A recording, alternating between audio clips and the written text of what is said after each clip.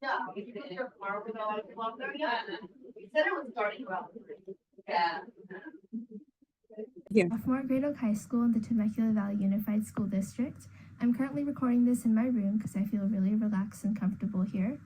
My favorite artist to listen to while I'm studying is Leve, and one thing about me is that I've published a poetry book titled Tales of Wonder Keepers, available on Amazon and Barnes & Noble. After I graduate from high school, I hope to get into my dream university, and I aspire to be a physician, and I'm super excited to be a part of today's panel. Thank you. Okay. Emil Anderson. Hello, my name is Emil Anderson, and I'm in my 11th grade year at Aquinas High School, which is a part of the Roman Catholic Diocese of San Bernardino. I'm recording this video from my school's garden because it's my favorite place to study and show. To help you get to know me better, you should know that my two favorite artists in the world, especially when it comes to studying, is Weird Al Yankovic and Tyler the Creator. And one day I wish to complete my general ed and transfer to a private university somewhere else. So yeah, thank you so much for having me. I'm really excited about the panel. So yeah, bye. All right. Adam. Hello, my name is Adam Duran from Centennial High School in the Corona Norco Unified School District. I'm recording this video from my home because my home makes me feel safe.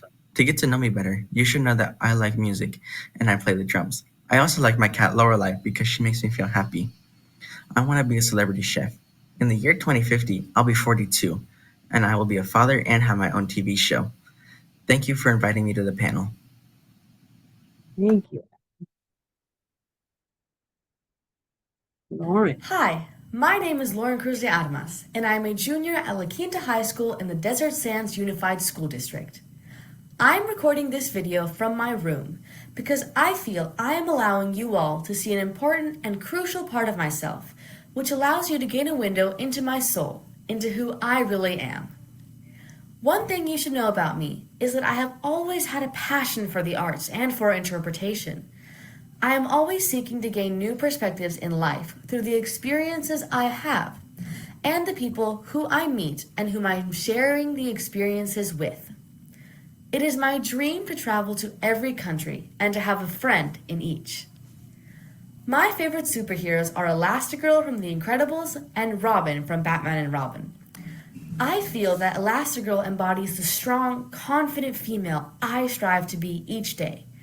And Robin embodies the frenetic, energetic teenager that I am, all while striving to make the world a better place. I dream of becoming everything.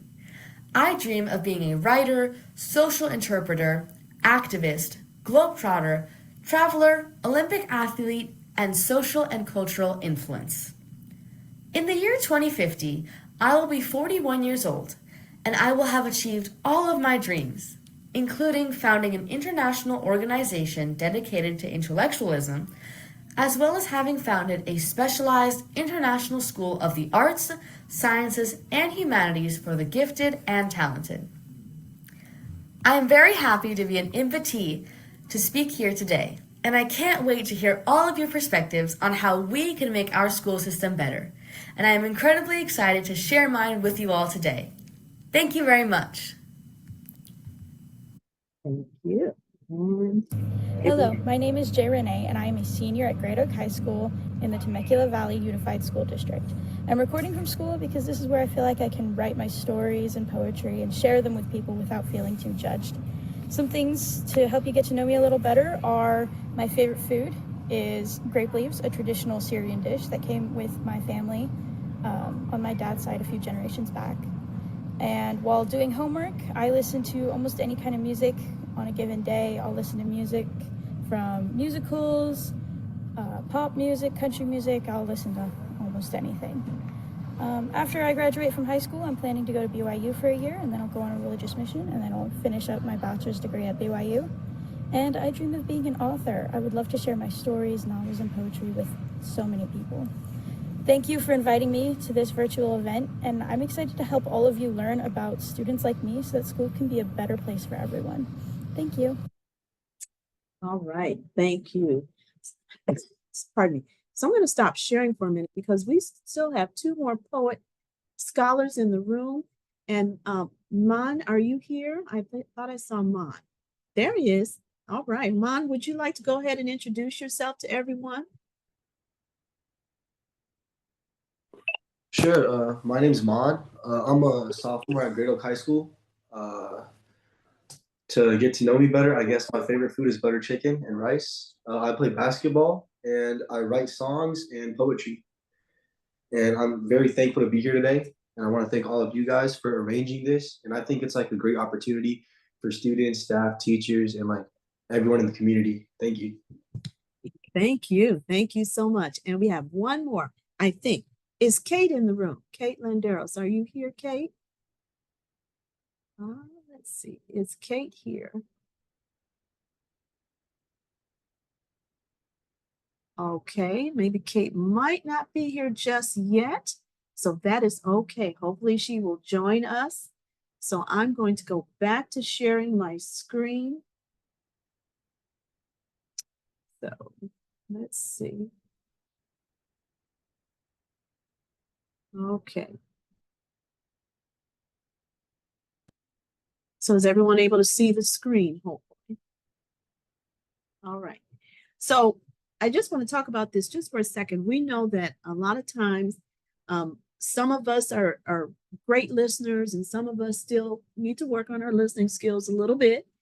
And so sometimes we're so automatically, excuse me, as we're listening, sometimes we make assumptions or jump to conclusions or make judgments. And so really, I want you to, during this session, I want you to take your brain and focus on one of these beautiful adjectives here about how you're going to listen today. So how are you going to listen to these wonderful scholars? Are you going to listen with humility? Are you going to listen with curiosity? Are you going to listen with confidence or the possibilities? Are you going to see hope in the students as they share, or even listen with love, listen with compassion, listen with humility? So think about how you want to listen and be present today with these students. And so at this point, I am going to really turn everything over now unto our moderator because we are now listening.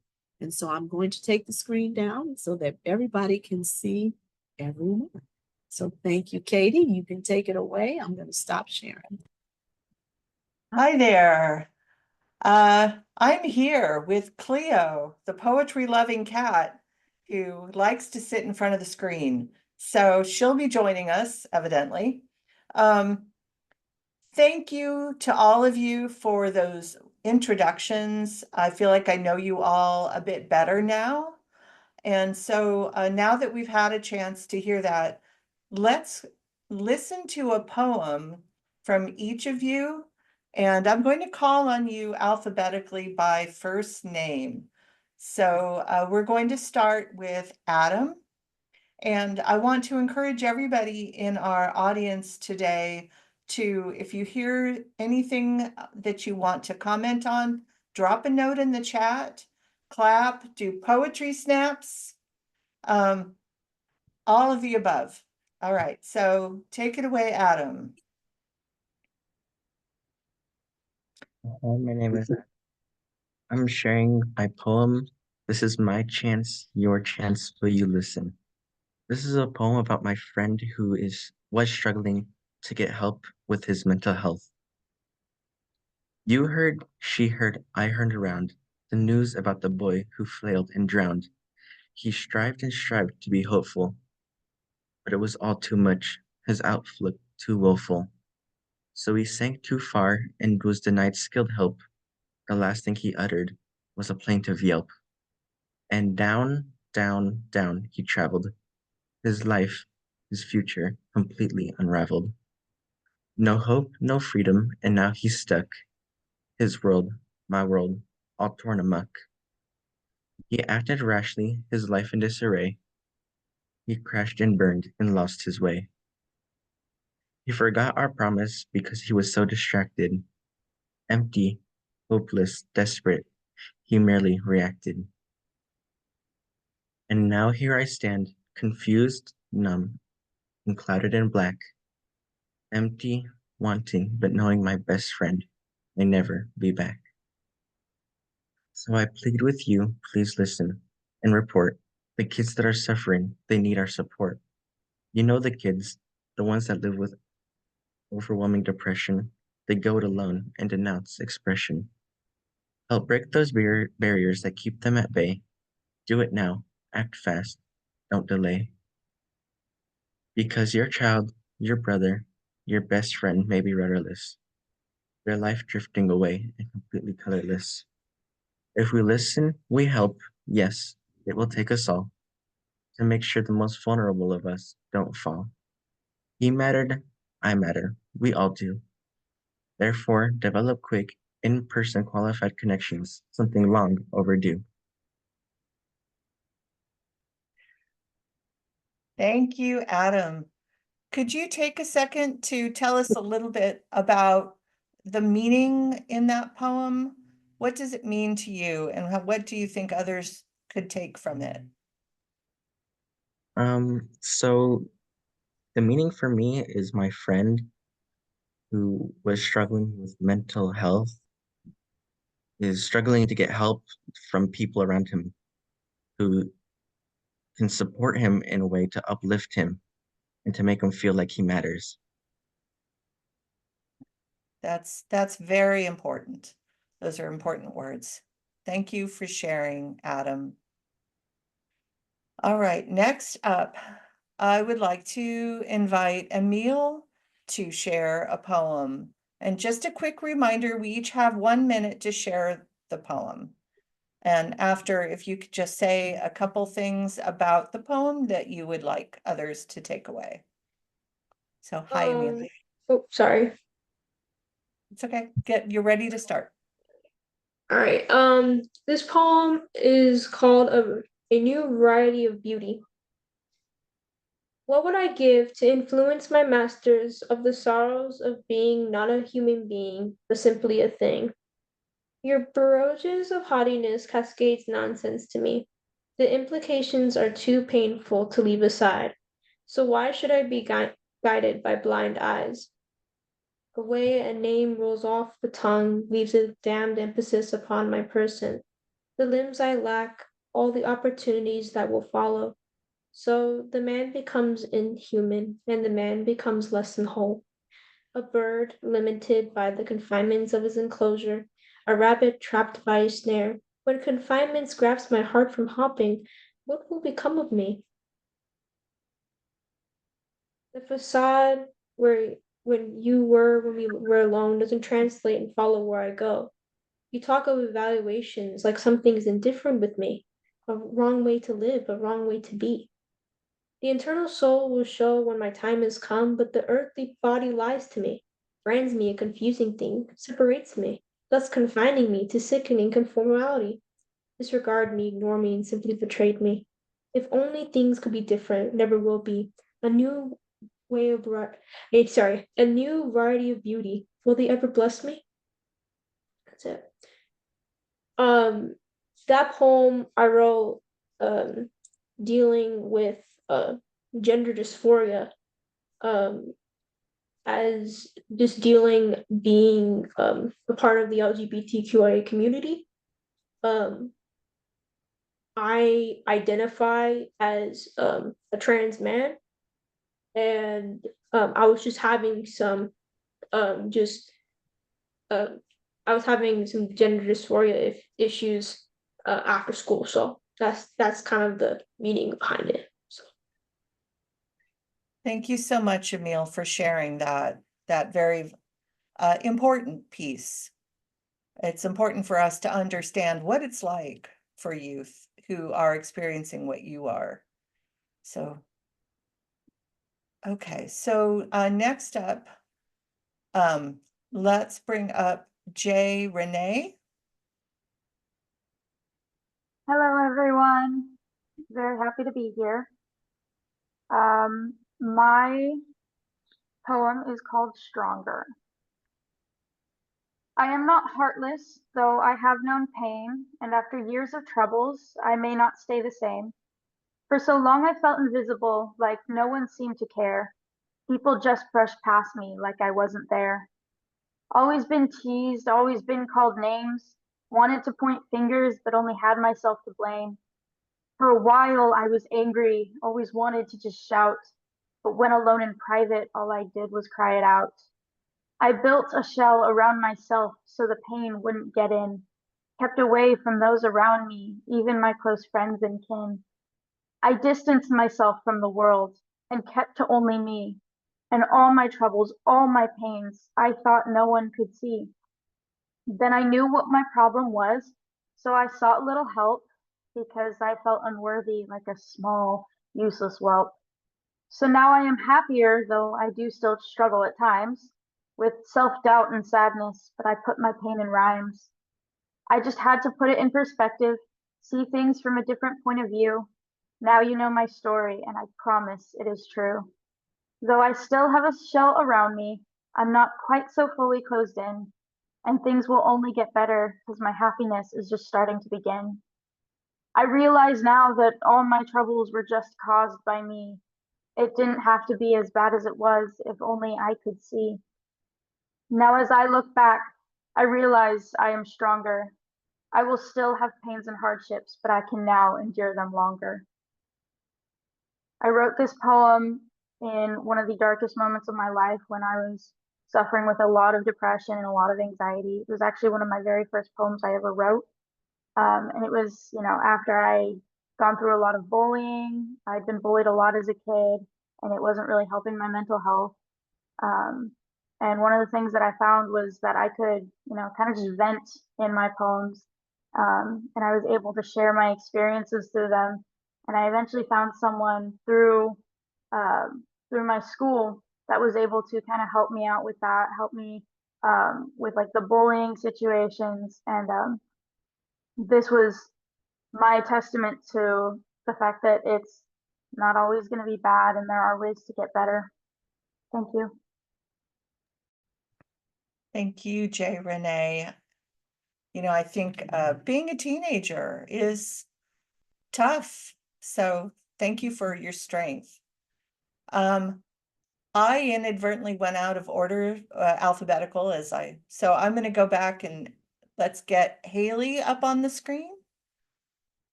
Hi, Haley. Hello, my name is Haley. I'm a sophomore, and this is my poem from the sidelines. I'm always observing, mouth shut, eyes trained on the graying shoelaces, and my ears open to the occasional highs and bys of passers-by. I'd found myself among the lucky extroverted souls. I catch the smorgasbord of conversation here and there, conversations that I can only watch from the sidelines, of course. This world has never been soft-spoken. They know exactly what to say, how to say it, the wheres, the whys, and it's 4-1, 'cause I just know exactly when to listen. She doesn't talk much. No, I guess I don't. Can't really, 'cause I've never been able to keep up with a conversation that changes its costume every second. When it really is a pin drop sort of quiet, it is both shield and shackle. 'Cause how do I hold a conversation the way I hold a number 2 pencil? Words fill the void, no awkward silence, just people spouting ideas in different clothes. Congratulations, fist bumps, high fives all around. For the fear of a silent world is at times too loud. But the truth is, I long for deep and meaningful connections. Essence is what I seek. And I long to share this quiet space. And I'll wait. I'll wait till the roles switch and my voice takes its first wobbly flight. Rough from disuse, wings frayed and hesitant, I just wonder, will they stop to listen? In this place I've lingered for too long, I step forward, hoping for a world where quiet souls no longer stumble between the cracks in the concrete, but find their place alongside others. This poem centers around the theme that oftentimes those who tend to stay hidden in the shadows can have the loudest voices, if only one would stop to listen. The metaphorical devices that I've used and the opening of the poem are all from my daily experiences in school, and I found that introverts are not necessarily antisocial. They just tend to think before they speak, but when they do, their voice is really powerful. Thank you. Thank you so much, Haley. That was beautiful. All right. Next up, we have, has Kate arrived yet? If not, we're going to go straight to Lauren. All right, let's go to Lauren, please. Hi, Lauren. Hello. Thank you very much, Katie. So this poem is titled, so this poem was a poem I did on one of my phobias. I'm scared to change. I fear the day where I will wake up in an unknown house, forgetting the sound of my name, as cold voices summon a foreign dame from the hallways of despair I share with the memories I have all tangled in my hair. I look in the shards of the broken mirror of life, wondering where my childhood went, where my confidence has fled to, when I see you, society. It's cold and strangling me, but I fight back with the razor of truth. I fear the pen that erases my name, the people that will become a feeling to me, once real, no longer. This feeling I have in your words, they're cold in my ear. I feel your hands of oppression on my throat. I am scared of your voice cutting through the noise. All of my barred dreams, desperate to be free, but attention, I have something to say. Society's teeth coming for me, the shade of conformity, its monotone words falling from me. I need to be free. I am scared of conformity while brainless peers surround me. This sound of oneness is bland and monotonous. Yet I am the one that plays. I am the one that makes the choice. And I am the voice that rises above this meaningless noise. Thank you. So, to give context to this poem, in my English class, we were assigned to write a poem about our fears. And most people wrote about their fears of the ocean or their fears of spiders, but I wrote about my fear of conformity because ever since I was in middle school, and especially when I was in 8th grade, I started to realize how similar people are without really understanding what they're conforming to. And that really scared me because it really represented a society that follows through with whatever the leader says blindly. And I really wanted to express my fear through that poem, the fear in myself and in making my own authentic voice, and the fear for our world as a whole if we don't take the confidence to share our own unique perspective. So true. Thank you, Lauren. All right, I think that's it for our poetry readings. Can we give our poets another round of poetry snaps? I love poetry and student poets especially. I love all of your insights and your voice. So we're going to head into the conversation part of this. But before we get started, just please remember only one person talk at a time and wait for me to call on you or raise your hand if you have something to say or if I've missed you, just so we don't talk over one another. And I also, again, encourage you all to put comments in the chat or otherwise snaps or reactions. So we want to listen and learn from you, and you are educating us today. So thank you very much, and we want to hear from all of you. For our participants, if you have any questions, please hold on to them until the end. We'll have a Q&A portion. So now let's dive in to our conversation. Yes? Katie, I'm already probably breaking one of your rules. Please forgive me. I need to check in with Mon. Mon, did you have a poem that you wanted to share today? Oh, I'm sorry. Yes, I missed It's you. fine. It's fine. Do you have one? Did you I want to? do have one. I can share if you guys want. Yeah, of course. Yes, that's absolutely my fault. Sorry about that, Mon. I'll need to turn my camera off though, because my poem's on my iPad. Okay. The name of my poem is Barriers. They say Genghis Khan conquered the known world, but don't forget about the army that took him there. They say Robin Hood robbed the greedy and gave to the needy, but don't forget the 150 yeomen who stood with him like a belvedere. Christopher Columbus sailed the Atlantic to the New World, but don't forget the sailors that navigated the ship.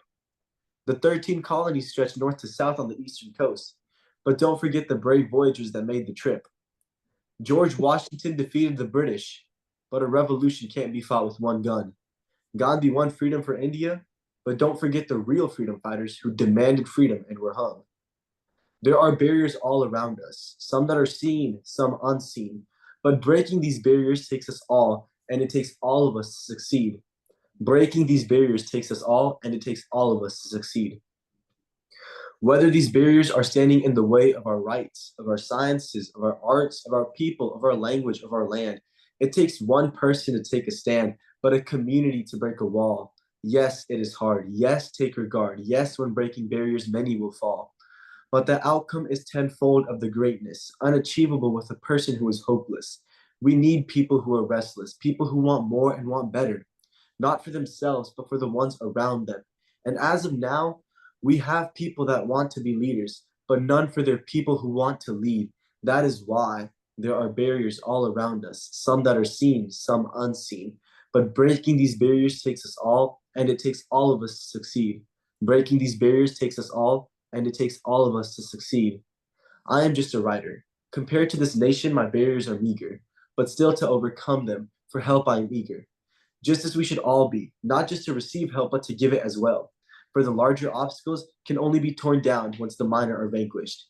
So please, if not much from my writing, there's one thing you should heed. Help the homeless man get his dinner. Do a good deed. Help the lost child get home. Please, I plead. Help this world stay green. Every now and then, maybe plant a seed of knowledge, of passion, of compassion, maybe even a tree. Because whether we like it or not, realize it or not, there are barriers all around us, some that are seen, some unseen. But breaking these barriers takes us all, and it takes all of us to succeed. Breaking these barriers takes us all, and it takes all of us to succeed. And that's it, yeah. Thank you, Mon. And apologies for skipping over you. I don't know how I did that. Totally fine, it's okay. So do you want to say a few words about the meaning behind that poem?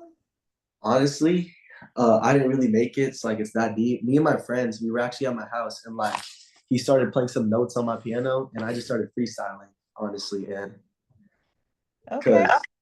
because I actually write more songs than poems, and the reason I started writing songs is because I write songs in Punjabi, which is my mother tongue. And one of my favorite singers in Punjabi, when I was in like 7th grade, he actually got like shot and passed away. And after that happened, he was like a role model to me because he was like an activist as well. And after that, I started writing songs, and that's why I also started doing poetry on the side. Yeah, there's a lot in common between poetry and song lyrics. I think sometimes we forget that. So thanks for the reminder. All right, another round of poetry snaps, please, for our poets and our lyricists and songwriters.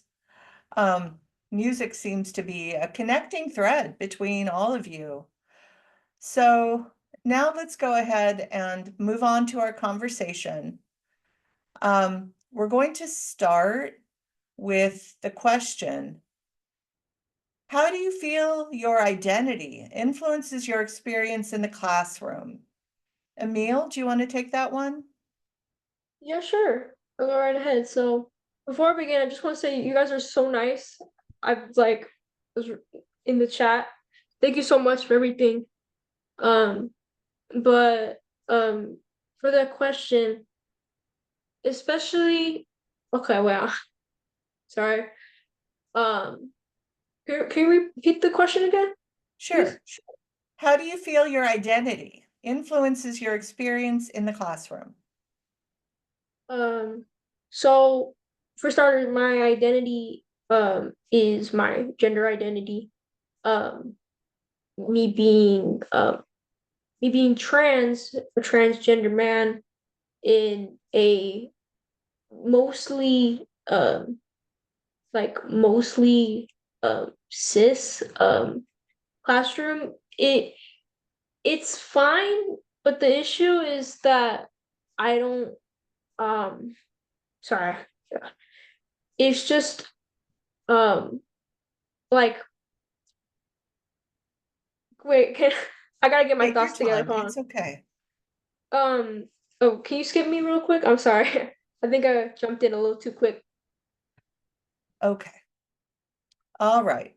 And in case anybody out there wasn't sure what Emil meant by cis, I think what he's getting at is cisgender, meaning the gender that you were that you identify with the gender that was assigned at birth.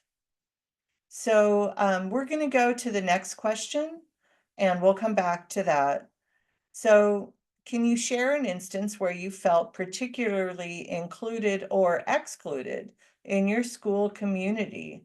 I'm going to toss this one to Lauren. Lauren? Thank you, Ms. Porter. So I think an instant that I've really felt excluded in my school experience is when I have had questions in certain topics that I have struggled with, and I've always been placed in higher level and honors courses. And so the student body there is, I mean, I would hope to be a little more motivated than those who aren't in those classes. And I felt a little excluded when I have had questions or I have not understood things, and people look at me like I shouldn't be in that class instead of helping me. So I think there's a culture of competition rather than aid and guidance in our own classroom. And to flip that on the other side, I've also felt that when I have excelled at topics and when I have been ahead of my peers in certain cases, I feel that that's also looked down upon because when I felt excluded when I'm going to do an activity with them or share my knowledge and they look at me funny, they think I'm weird, and because of my passion for my subject. And it's really those two parallels, where one being you're not good enough, I'm not going to give you the time of day to help you understand this concept, and the other one being you make me look like a fool, I'm not going to take you seriously. And I think that's where I felt most excluded. Yeah, that's a really interesting parallel there. I hadn't thought about that with the higher level classes. So thank you for sharing that. Of course. Thank you. Yeah.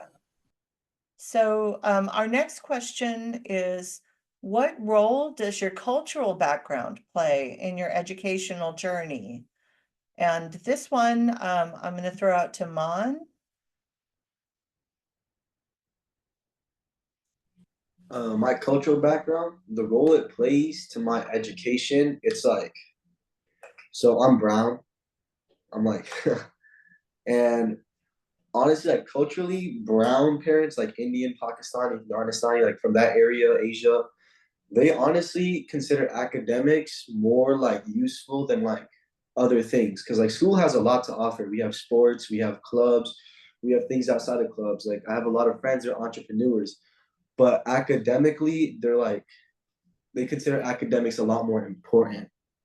And that's why I think that we should like consider the fact that if we focus solely on academics, you're not going to succeed much after school because you got to focus on a broader range. And that's why, yes, I am good academically, but because of the way that pressure was put on me, I think that's why I'm that's why I'm succeeding at other things too, because I kind of force myself into that other part where I'm like, nah, you know what, I'm also going to focus on this. And that played a huge role in my academic journey. Yeah. Thank you for sharing that, Mon. Yeah, so I know you guys are giving us a lot to think about. I want to go to the next question, which is, what has been the most positive and empowering aspect of your educational experience? So I'll give this one to Haley. Haley? Yeah, so that's definitely developing like strong critical thinking skills and problem solving. That's definitely a big part of my education. The most valuable lesson that I'd say, I've learned how to collaborate and communicate effectively with my peers. And through that teamwork, I've also developed fundamental leadership skills that I believe have contributed greatly to the growth of my growth as a capable leader. I'm very grateful to all of my teachers who specifically emphasize personal development and the growth mindset. I know that's a big part of the English curricular, especially. And they've also facilitated really meaningful interactions, like through Socratic seminars, which have provided me with the opportunity to hone my leadership ability and really express myself in an academic setting. So, yeah. Thank you so much, Haley. So now I want to ask, what is the most challenging thing for you as a student? Jay, Renee, do you want to answer that one?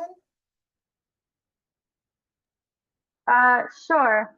So one of the most challenging things for me as a student has been trying to, help other students and teachers understand that we're all coming from different places in life. Sometimes it's really hard to just go into a class and your teacher expects to call on you and for you to answer, and you could just be having a really bad day and you're still expected to participate.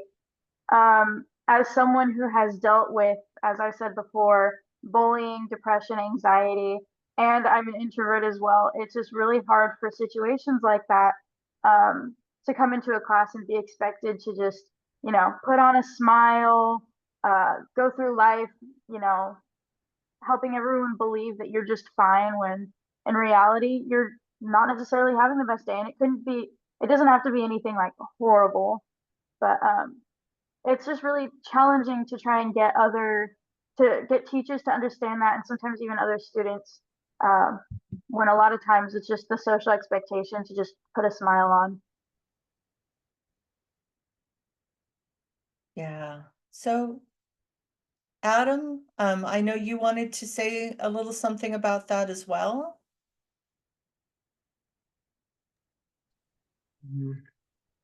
Yeah. What is the most challenging thing for you as a student? For me, it's paying attention in class. I have ADD, so I have a hard time staying focused, and I like to think about other things.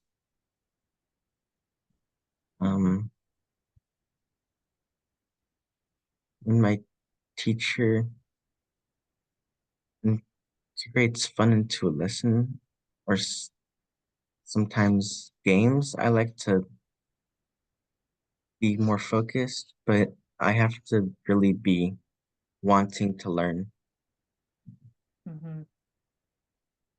Yeah, there are a lot of challenges and with expectations in the classroom, and everybody is so different. So I want to go to the next question, which is, how can we create a safe and welcoming environment for students in our schools? Haley, do you have some thoughts on Yeah. that? Okay. Yeah, so I touched on this in my poem. From my perspective, our society, they often favor the extroverted over the introverted because there's this expectation for introverts to be more vocal, expressive, actively participating, just being more social. But I do believe that being introverted doesn't necessarily equate to being shy or lacking in public speaking skills or leadership abilities. While some introverted students do exhibit shyness, the majority are really thoughtful individuals who take their time before expressing their thoughts because they really do want to be heard. So I think it's really essential to create a supportive and welcoming space for these students by having teachers and educators just coming together to address and expel these myths surrounding introversion. Thank you. Yeah. Thank you, Haley. So I want to go now to barriers. So what kinds of barriers have you faced or do you currently face as a student? As a part of your heritage, culture, identity, or background? And how have you overcome them, or have you? Lauren? That was one that I thought you might want to take up.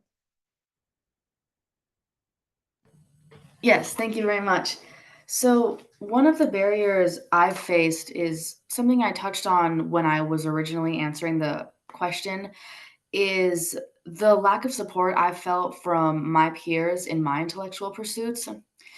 And something that, and, you know, also going to the cultural aspect of this, um, a lot of people tend to assume my race or ethnic background, and I completely understand their perspective. It's just sometimes when I go to correct them or tell them where I really am from, they act very surprised and they almost can't fathom that someone like me is Cuban and Latina because they have this notion of what a Latino or Latinx is supposed to be. And that has really caused me to reevaluate my identity as someone who was born in a Latin American country based on their, limited perspective. And a way that I've overcome that is to um, try to educate them and let them know that Latinos and Latinas come in all different shades and we all look very different. And so trying to let them know that there's not one certain mold for a certain culture or a certain race, and that ethnicity is a very wide umbrella that encompasses a lot of different aspects. And a way that I have overcome the barrier of my peers, looking down on me because of my intellectual pursuits is really forming closer relationships with my teachers than with my peers. Because at the end of the day, it's really who supports me the most. And if my peers aren't going to give me that, then I need to form better relationships with my teachers. Yeah, that's an important point. Thank you, Lauren. So, talking about teachers, how do you think teachers can better understand and support students for who they are? Emil? For this question, first I gotta say some background stuff. I wouldn't really specify that well when I first respond, so my bad on that. So I'm transgender, which means that my gender identity does not identify with my given birth sex.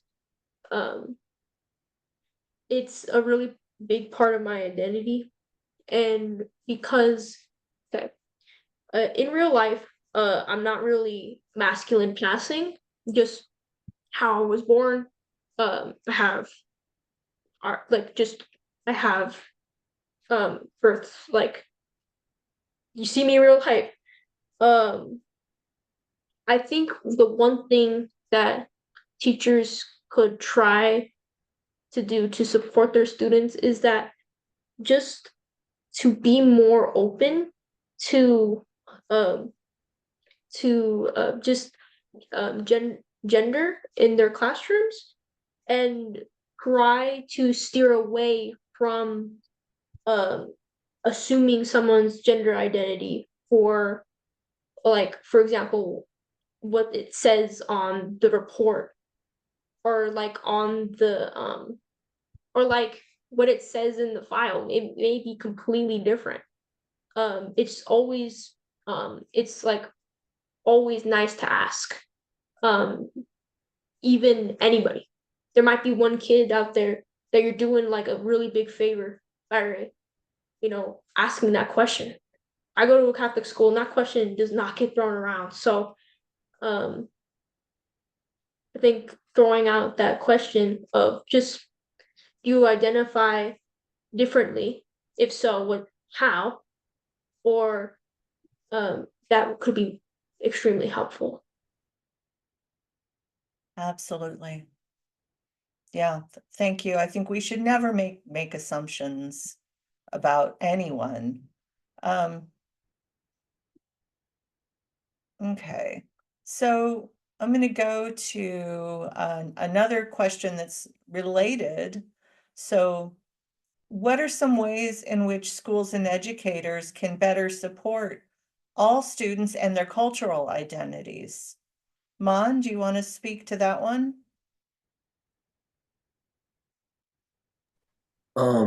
I honestly think that teachers and students should just have a better relationship with each other.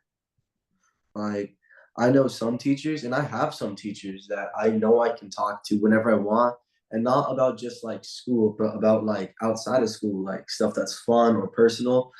But at the same time, I also know teachers that are like really closed off, and they're like, nope, it's just professional and that's it.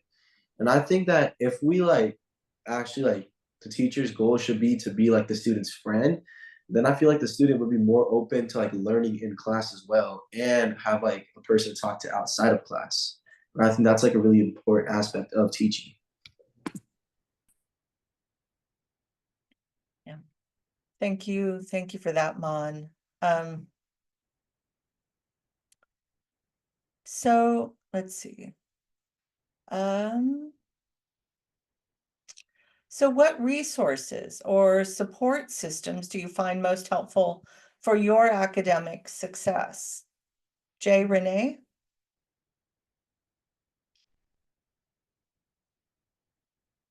You're on mute.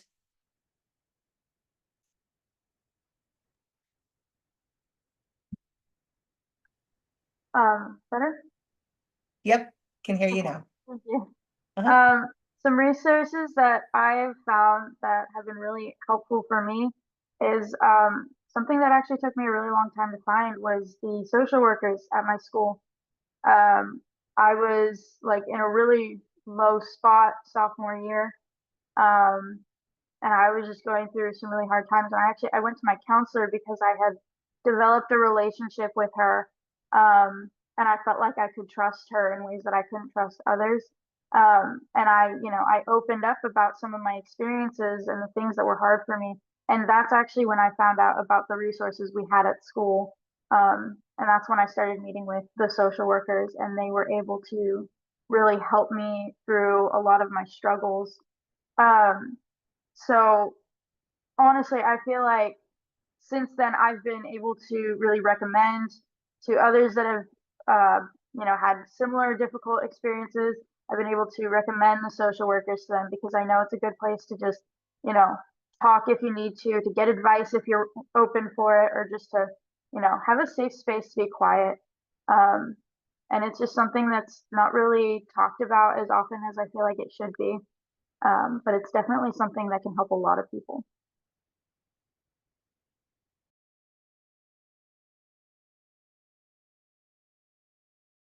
Oops, now I'm the one on mute. Thank you so much for that. Yes, counselors, I think, are an important resource.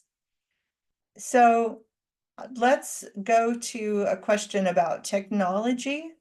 How does access to technology affect your learning experience? Lauren?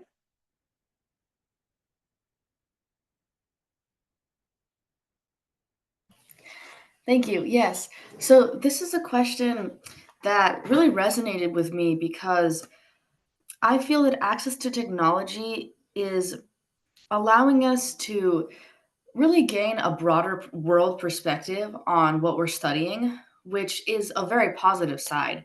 Because, for example, without technology, if we were studying psychology per se, we would be going based on the textbook and the textbook alone. We wouldn't really see any real world examples. But if we have access to technology, we can see clearly how the issues we're studying affects the world and affects us on a broader level. However, I also feel that technology has a negative aspect because it allows just that. Um, and most of the things, I realize most of my responses are very parallel, but that's usually because um, I tend to see both aspects of an argument of what I'm trying to say.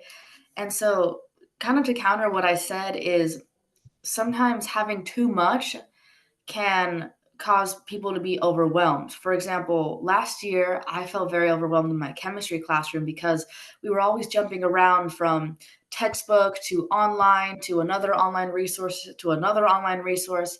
And I think that having access to too many resources can cause students to feel very overwhelmed, and it can also pose a major distraction. Not only that, but technology as a developmental function and inhibitor is very prevalent because I feel that if technology isn't used wisely, it can cause developmental problems.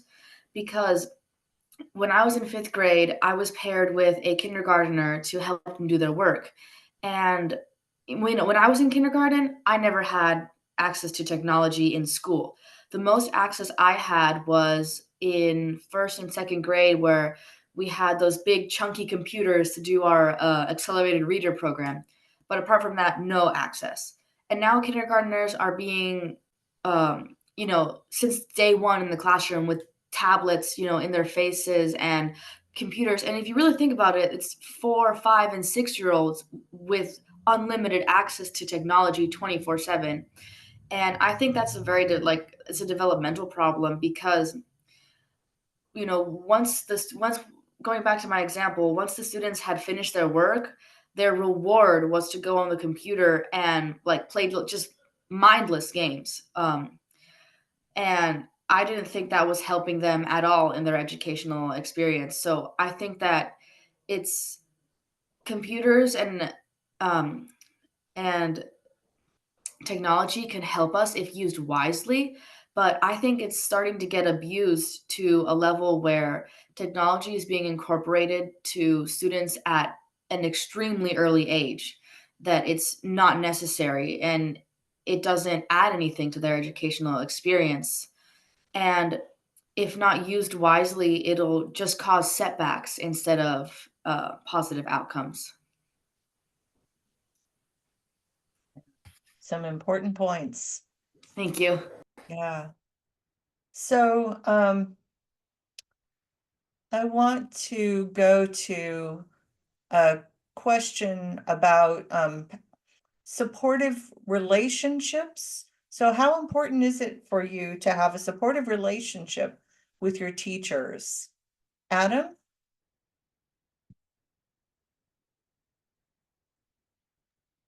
Oh, you're on mute. I think having a supportive relationship with your teachers is very important because it determines how well you do. If you have a teacher who really puts forth the work and wants to interact with you, you're probably going to also put forth the work and try to get a good grade in that class. But I feel like if teachers are not very interactive or they just assign something online and don't teach, it's harder for kids to get an understanding of what they're trying to learn.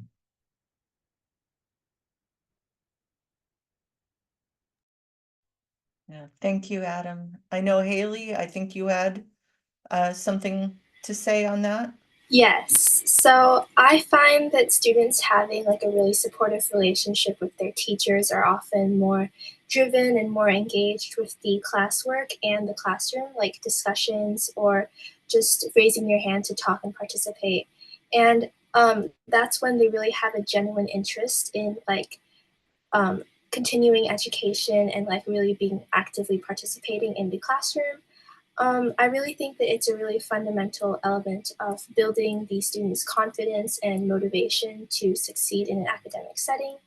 And reflecting on my own experience, I remember having a math teacher in 6th grade who always tried to make her content really fun, because it really is, it's math, so it's kind of boring at times. But I remember she tried to motivate us with rewards every time we answered a few questions.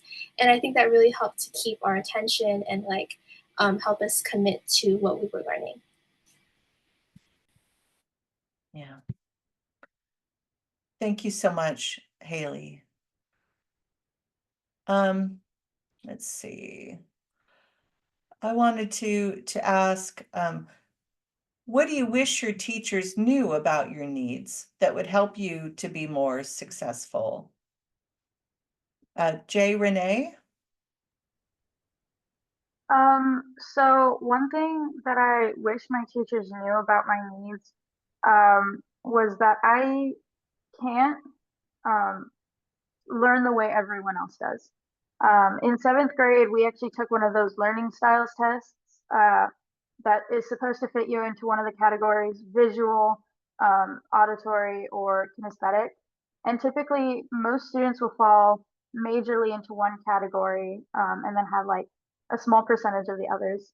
Um, and in most classroom styles, it tends to lean around the visual or the auditory learning.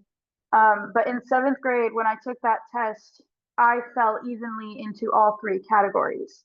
And as I have taken the test more throughout the years, I continue to just fall into all three categories equally.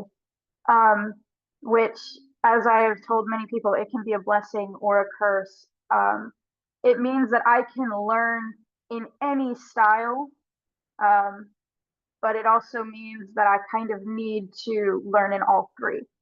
And as I stated, most classrooms don't actually provide all three. So I found early on I always needed to have something in my hands while in class, while talking. And not all teachers can accept that. There have been many times where I'll be in a class and we're trying to do an activity, or listen to a lecture, and my teachers will tell us to put everything away, nothing in our hands, nothing on our desks. And I find those lessons to be the hardest for me to focus on and remember, because my mind wanders at that point. So I wish that my teachers knew we all learn different and we're all going to have to make adjustments. And in order to help each of us, they're going to have to adapt and let us adapt and figure things out. So true. Thank you. So how about Lauren? Do you want to answer that as well? Yeah, thank you so much. So I really relate to Jay Renee, what you're saying.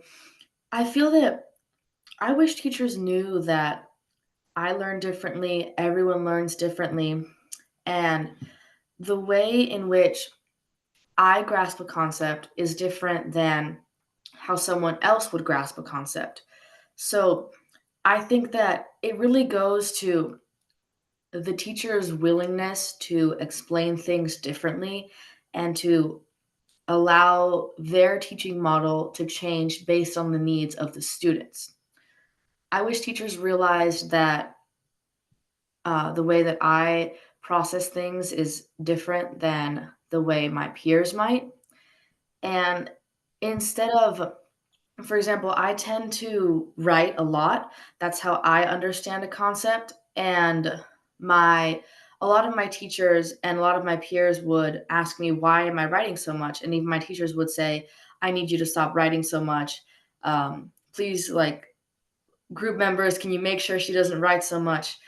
I wish that for teachers, instead of focusing only on the physical aspect of what I'm doing, i.e. writing profusely, they would focus on the cognitive aspect that's causing me to do that, and instead of focusing on, she's writing so much, focusing on how can I allow her to grasp this knowledge and to write it down in a way that she understands. So it's really, I wish teachers were more open to working with students in order to fit to their learning models. And I think that's also a systemic problem in our school district, and especially in the public school system, because a lot of students can't have that one-on-one time with their teachers just because of the sheer amount of students in the classroom. So I feel that maybe a smaller classroom and a different approach to learning, I think more experimental approaches to learning would be very beneficial to students like myself and like Jay Renee, who don't fall into the classic category of learning and who benefit from a wide variety of learning experiences. Thank you so much, Lauren Thank and you. Jay Renee. So I want to give the mic back to Emil, who's ready to finish expounding on that first question. So how do you feel your identity influences your experience in the classroom? So my identity, for starters, like I said, I go to a Catholic school. My identity, I don't have one. It's either, that sounded bad. Either there's just two sides. You're either, like, there's no in between. You either when it comes to the idea of gender and self-expression through gender, you have boy and girl, which is very, from the possibilities of the LGBTQIA community, it's kind of disappointing when people like me aren't unable to basically be acknowledged for being that gray. Kind of going back to the other question that I answered, there isn't really an awareness in the schools I've been to, which is in San Bernardino, especially the Long Beach Unified School District. I'm not sure if anybody's from there, but there isn't really an awareness of LGBTQA students, especially in the trans and non-binary communities.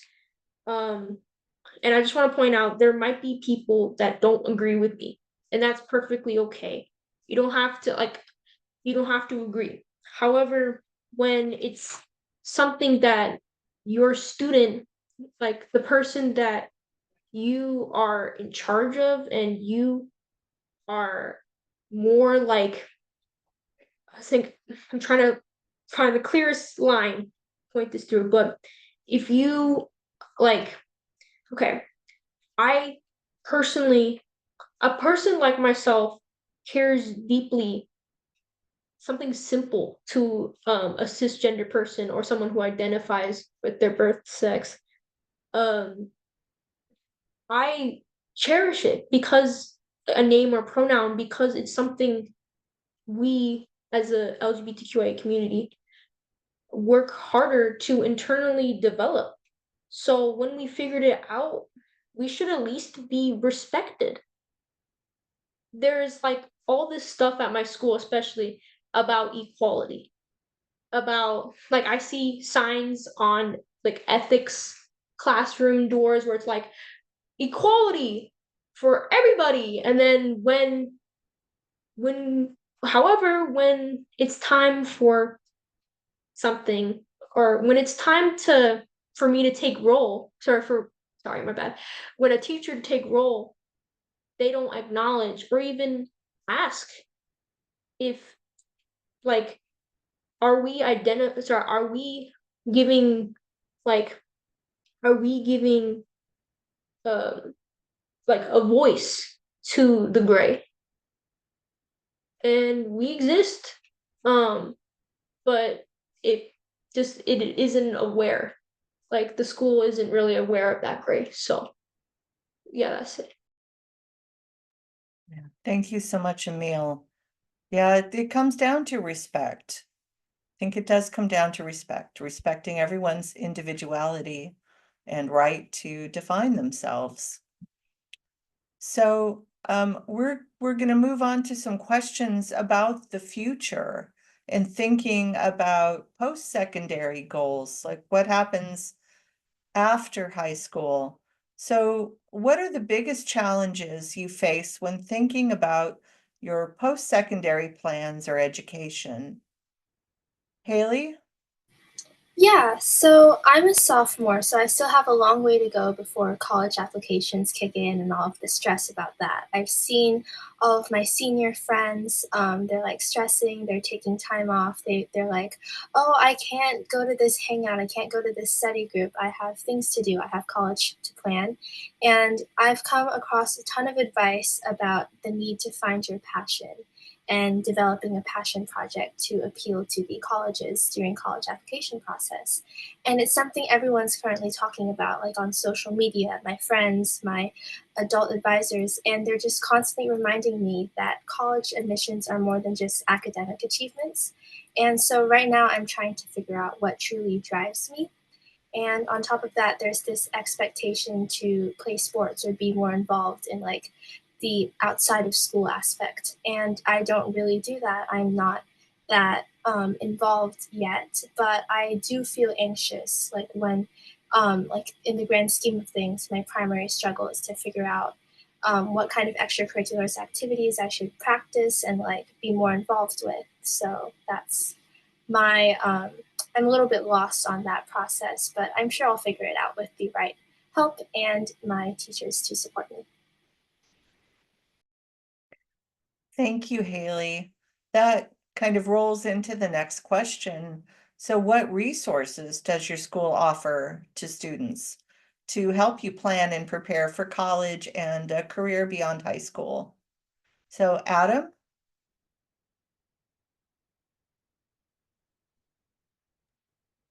Yes, my high school actually has a lot of programs to help us prepare for college and our life beyond that.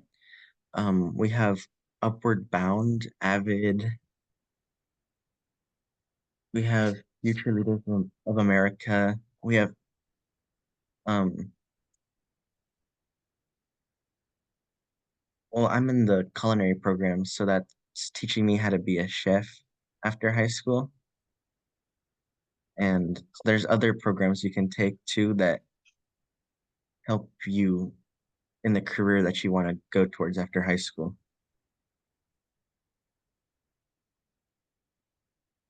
Yeah, that's great that that's an option. I understand that the Riverside County Office of Education has some great resources along those lines. So I want us to kind of close thinking about what are your aspirations for the future and how can we help you achieve them? Jay, Renee? Thank you. So personally, my aspirations for the future, as I kind of said in my introduction video, my dream is to be an author. Um, it's been my dream career since sixth grade when I realized that I loved storytelling with everything.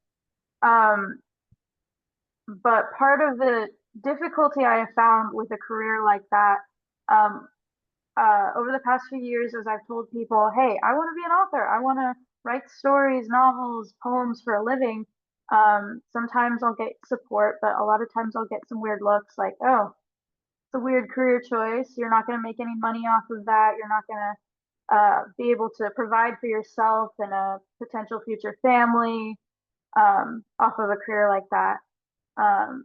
And it's just hard to, have a dream, to know what I want to do in this world, knowing that I can make a difference through the things that I write, and just have a difficult time getting to that point.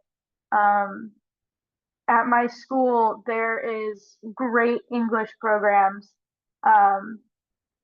And sophomore year, I took AP English Language, which is an accelerated course.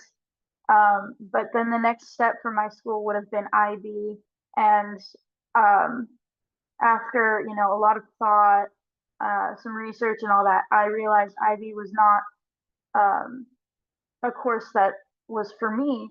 But unfortunately, my school only provided IB after that AP Lang. So come junior year, it was either go to a course that I knew was not for me or to step down a level in my English. And through the help of counseling, I managed to figure out that dual enrollment was an option for me, and that I could just continue my college throughout junior and senior year. But other classes that would have been helpful for me, such as creative writing, at Great Oak, it's only a semester long class, and it's paired with a film studies class. And I tried taking it junior year, but then the film studies class was going to be watching movies that would not have been appropriate for students. And so I had to drop the class and therefore could not even take the class that would have helped me in my career. So with these aspirations that I have, I think it'd be better if we just made the options more available for students. If we were forthright with all the different pathways students could take, whether that means AP, IB, dual enrollment, or the regular courses at school, and just making sure that we each have the options to pursue the paths that we know we would be good at, that we dream of working in. And honestly, if we can just support students in that way and just lift them up instead of tearing them down, then there will be a much brighter future for everyone. Thank you. Absolutely. Thank you, Jay Renee.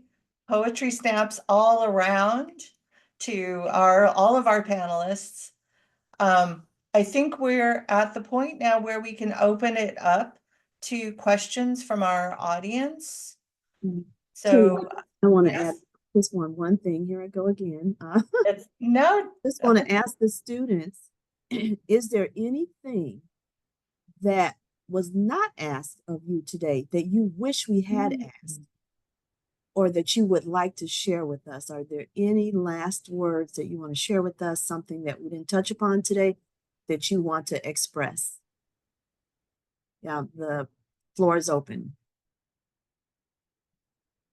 And if not, we'll continue, Katie. All right. Yeah. Okay, Lauren, go ahead. Sorry, Miss Porter, I think I jumped the gun there. Were you going to say something? No, so thank you. So something I really want to say is I think that incorporating an attitude of unity rather than disunity since elementary school is key. I think that the structure of education can cause division between students, and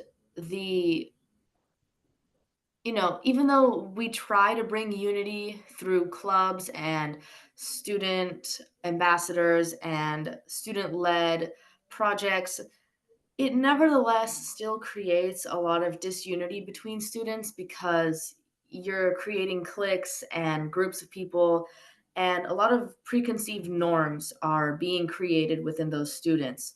So I think that if we started incorporating a mindset and a whole social and school-wide shift in the mindset of students to practice empathy and to understand other students instead of going ahead and judging them, I think that would be super beneficial for when students enter the chaos that is middle school and the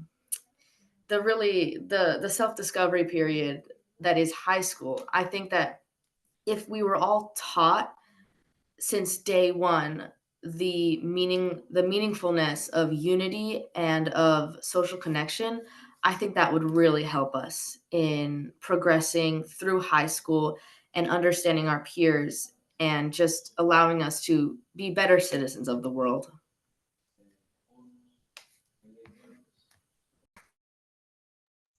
Absolutely. Practicing empathy, unity, all of that. Thank you, Lauren. I know we're running out of time. So how are we, Deidre, Mhm. Dedra? Thank you. We can open it up for maybe about 2 or 3 minutes of Q&A if anybody wants to ask any questions of the students. Excuse me. Any questions from our fellow audience? Just unmute yourself and speak up. Okay, now listen, if we don't have any I questions. will go. Oh, I'm sorry. Go ahead. Go ahead. Go ahead. Okay, my name is Melissa Ingram, and I'm a special education teacher at Paris Lake High School. It's a continuation school. And the principal, the admin, wants us to do better as teachers. And so now we have created we have meetings every Wednesday. What can we do to help these students? Because there's a lot of students that are failing. And so as a special education teacher, and it's such a small school, I have built a rapport with many, many students. And so you have teachers who are looking at me like, okay, I have 30 other students. And, there's no engagement in some of the classrooms. And so the meeting that we had today, I was just, trying to get my point across as we have to listen to them. We have to build a rapport. We put together a what do you call it? A Google sheet. And we had all the students that are failing. And we had a section that says, who has a rapport with this student? And when I tell you, it is empty. And so, I just don't know how to tell the other teachers or communicate with the other teachers, to do better, without being, telling them they're not doing their job, or they're just there, they're just showing up. It's a very small school. They're just showing up, and there's hardly any engagement, and these are students who are struggling with anxiety, depression, and many, many different things. I had a student who just lost his uncle on a motorcycle, and he is struggling, and so I don't know. And I'm a new teacher, and so I just need help. And I think this panel, this was amazing. And I wish that more teachers could hear them. Maybe we need a student panel. I don't know. That's all I have. Thank you. Thank you so much. And we have, hopefully, we have had quite a few districts to actually emulate this process. And they have taken student panels and developed them within their own district. So you might want to plant that seed for your district. Okay. We do have, and I'm looking at the time, we have about 3 minutes. We have some closing comments from my director, Tanya Almeida. Right. Thank you, Dedra, and thank you, students. I just want to summarize some of what I heard from all of your parts this afternoon and into the evening. I heard from your poems some thoughts about mental health and a call to action for teachers to notice and to help. I heard thoughts and emotions connected to gender and identity. I heard emotions connected to depression, anxiety, and hope. We heard about strength and potential for greatness for introverts. We heard about fears and conformity, and then a reminder of compassion and coming and working together, and the idea that it takes all of us to succeed. And through the responses of your questions, some of the things I heard, we heard you share that you'd like teachers to consider your identities, your ethnicities, your emotional states, and your personality traits. You expressed that you want relationships with your teachers, and you appreciate when teachers take time to ask questions and get to know you. We heard some interesting thoughts on technology and that it can be overwhelming, and a wish for teachers to use it wisely and intentionally. And then we heard that students want to feel connected and engaged and notice when teachers make these efforts. And we heard students wish for consideration of their learning styles and how they all learn differently and want teachers to be willing to adapt to those needs. And then, Emil, I appreciate you going back and really thinking through your response. And I think it couldn't have been better. The reminder of just awareness. And I appreciate your statement about giving voice to the gray and that your words, we exist. And I just really appreciate you sharing, all of you sharing your dreams and your ideas for the future. And I saw somebody in the chat said this was a beautiful session, and I agree. And I'm just so thankful for your willingness to come and share with our educators. Every teacher, every educator that showed up here tonight wants to be best for you. And so you have helped give teachers insight into how to do that. So thank you, students, again for being here. And thank you, teachers and educators, for joining us this evening. And Dedra, thank you again for bringing us together tonight. Absolutely. Thank you, everyone. And I did put, you know how we are at CTI, I did put a survey form in the chat. We do want to hear from you about tonight's session and giving kudos to our student panelists. And if you want to come off your mic in this last 30 seconds or so and just give some kudos to the students, that's fine as well, as you are parting. So thank you so much, everyone. Have a great evening. Please grab that survey link so that you'll be able to give us feedback. We appreciate you all. Thank you so much. Student panelists, you were just excellent, top notch. Thank you.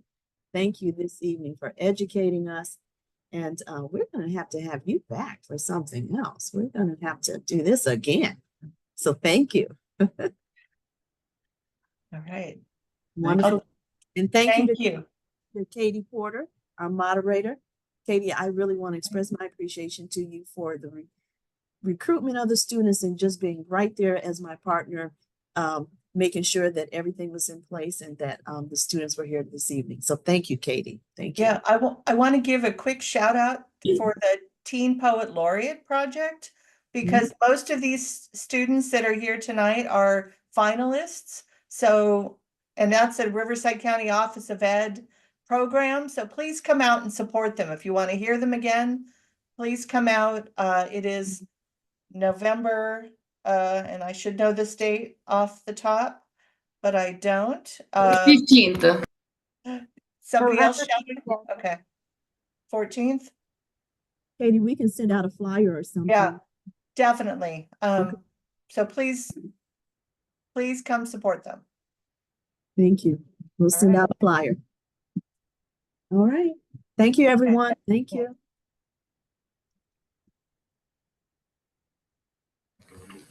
Bye. Thank you very much. Have a good day.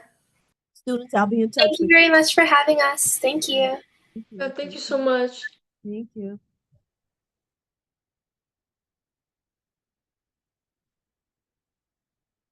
Samantha or Zina, did you have a question or anything?